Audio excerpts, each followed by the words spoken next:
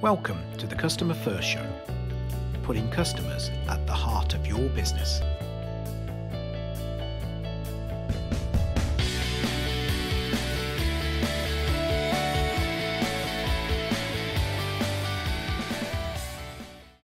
Hi there, Marlene. Thank you for joining me on today's podcast episode.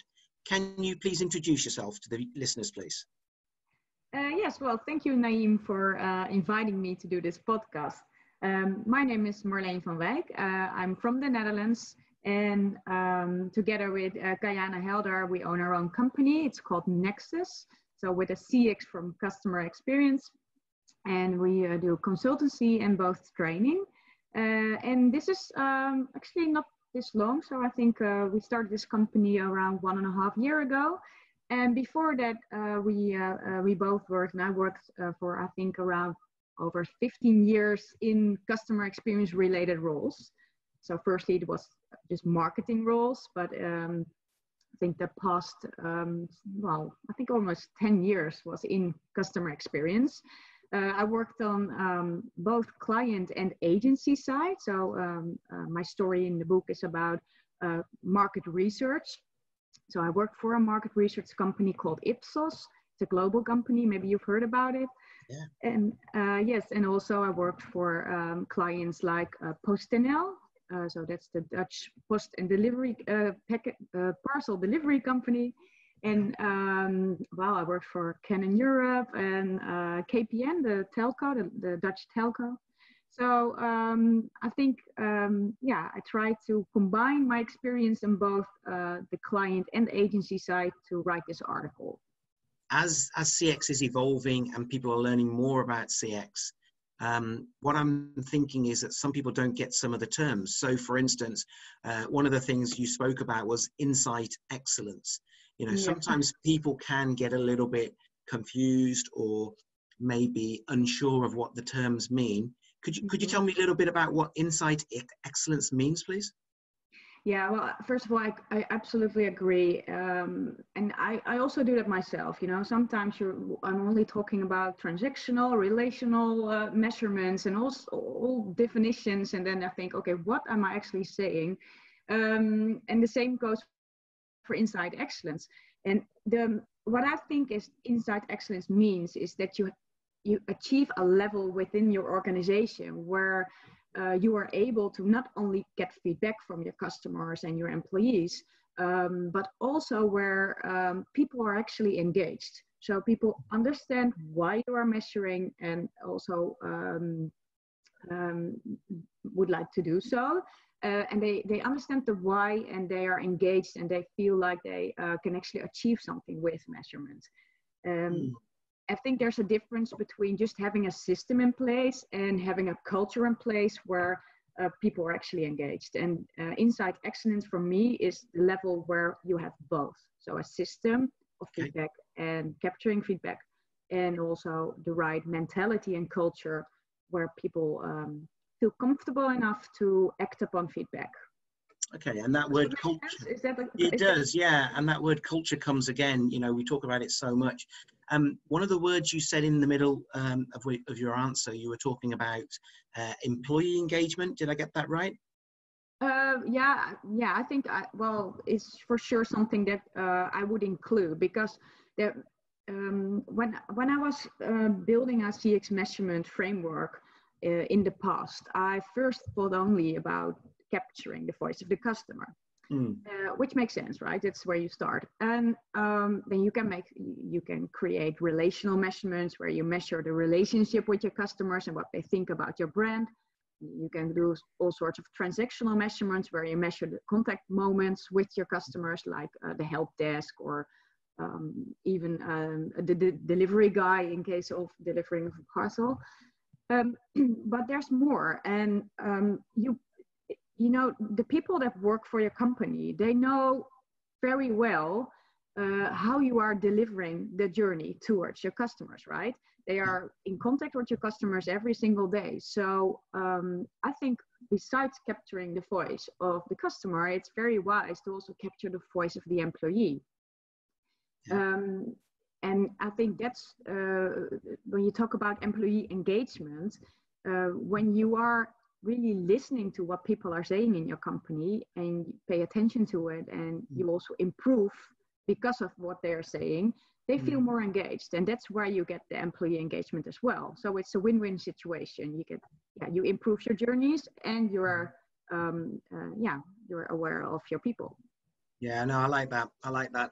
I mean, a quote I often use with clients is I say, you know, you've got to engage your employees because it's your employees who deliver your brand promise. You know, you can sit upstairs on the top floor of your building and come up with a strategy, but it's the guys below you who are doing the work. And I think that's really good. You also work with some really nice brands and some really good companies, and I think some of them won awards recently. Do you want to share maybe an example of some of the work you've done, just to highlight, you know, how insight excellence can help somebody? Yes, for sure. Well, I do just want to say something about what you just said. I absolutely agree that you need to have a customer strategy, right? You need to know where you're coming from. And when you only focus on measurement and do not tell the story about why you're actually measuring. So what is the customer strategy and how is measurement related to that customer strategy? I think that is one of the things that I used to do in the past, which didn't work. I think PostNL is the company that I was I think customer insights manager or something like that. And it was my task to make sure that customer experience measurement was done properly. And I was lucky because at the time I arrived, they already did a lot of work. To give you an example, I think the total time of the whole CX measurement framework and putting it together for that company took around 6 to 7 years. So I arrived, I think, around 4 or 5 years. So most of the work was already done. So they did all the relational survey, all the transactional surveys, and they also started to measure the journeys, which is one of the things that a lot of companies forget about. They only do the relational and the transactional. But please make sure you also measure the total customer journeys that you have. Right. And then they started to measure the voice of the employee as well. But then I said, okay, what are we going to do now? What is the next step to achieve real insights excellence? So we were thinking of initiatives, how to involve the employees more. And one of the things that it's not a new initiative, but it was new for them, was introducing a customer room. So, or what we like to call the customer lab.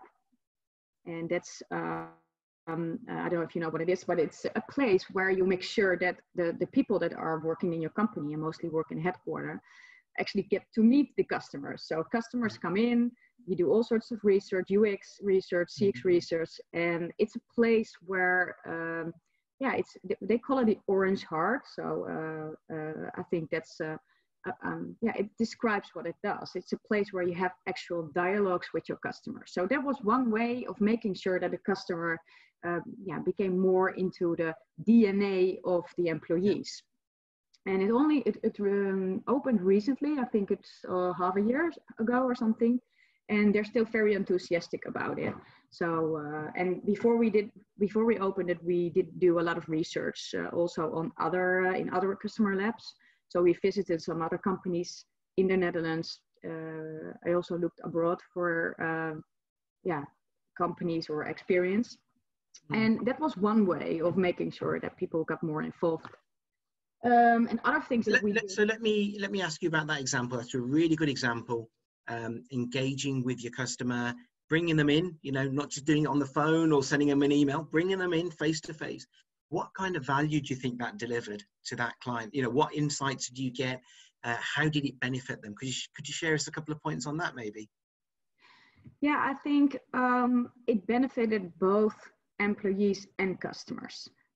So first of all, the employees, the distance between them and the customers was became closer. And I think also it's very strange, but the image of market research or customer research is not always very good, right? It's a bit boring. And so this new initiative made it more popular. It made it more interesting. So immediately, the employees also got more interest in measurement. And I think that was one of the benefits. And for the customer, of course, it is always good to be there. And there were actually they all were in all the labs that I visited. They were very enthusiastic to be there and to see the actual building and the headquarters, and very eager to think along and help us with growing with every project that we did. So it's a win-win situation. Yeah. And it sounds like very much you create an environment where there's a bit of energy, enthusiasm. And, you know, if you've got those employees who are coming to work enthusiastic, energetic, proud maybe of the company they work for, then I think you can deliver massive benefits. I want to ask you another question, because you mentioned something a couple of times now. In the book, in your chapter in Customer Experience book, you shared a maturity model. And, you know, generally models are great because they allow people to have a structure and a process. Do you want to talk a little bit about the maturity model? We'll put a picture into the video afterwards. Talk a little about the maturity model, what the benefits are, and maybe also, you know, how you came about it. Yes, I can, of course. Well, the maturity model is not a maturity model for customer experience, but it's a maturity model for CX measurement. Because there are so many maturity models in CX. So this is dedicated for CX measurement. And the reason for me to design this or to make this was that what I already said, measurement is not always popular. So I needed to have a good story in place to make sure that the leadership was getting the right attention, and they really wanted to drive a fact-based culture. So I decided to use the maturity model to drive, to create a story, to just explain to them, we're now here and this is what we would like to achieve. This is our ambition, and can you please say yes to this, and that this is what we would like to achieve. And so it helps you to build a story. And I think that will be my advice to anyone. Make sure that measurement is always a story.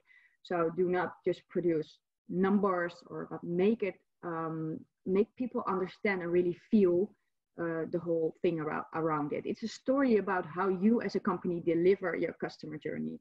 And it's a story about what goes well, and it's a story about what goes wrong and what needs attention. And if you put it like that and you use the maturity model with it, I think you have a way to convince your leadership and other people to work with you.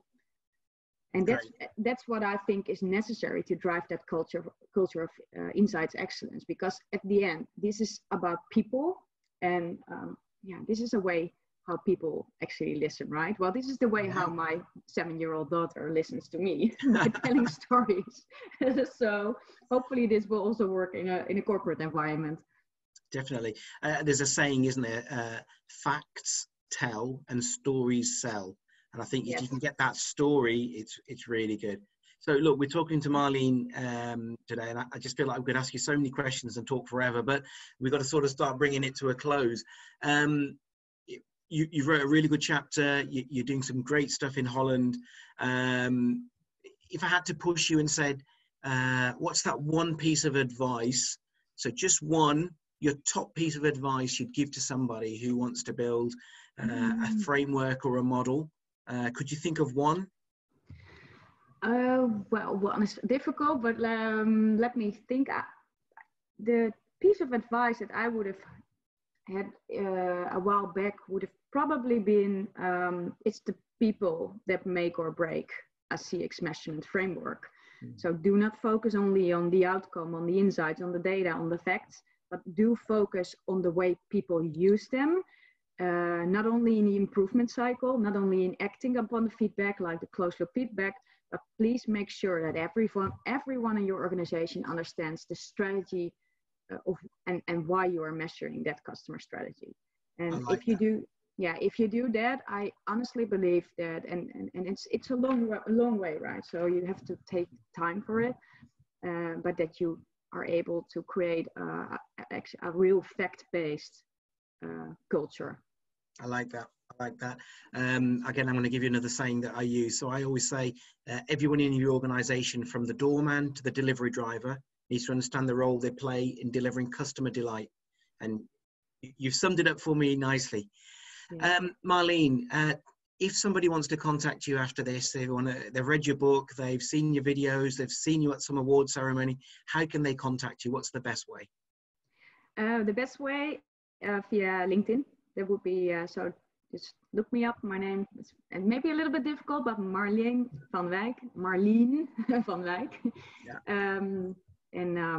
You're very welcome to send questions or connect, or so. Yeah. I look forward to that. Brilliant. And a little bit about Nexus. So tell me a little bit about what Nexus do and what kind of clients you work with. Yeah, well, we provide customer experience masterclasses, so 2-day courses, and also 2 leadership, so mostly 1-day courses. We work together with Ian Golding on that, and besides that, we also do a lot of consultancy, so different programs. We do CX transformation programs, we do CX coaching, lots of good stuff.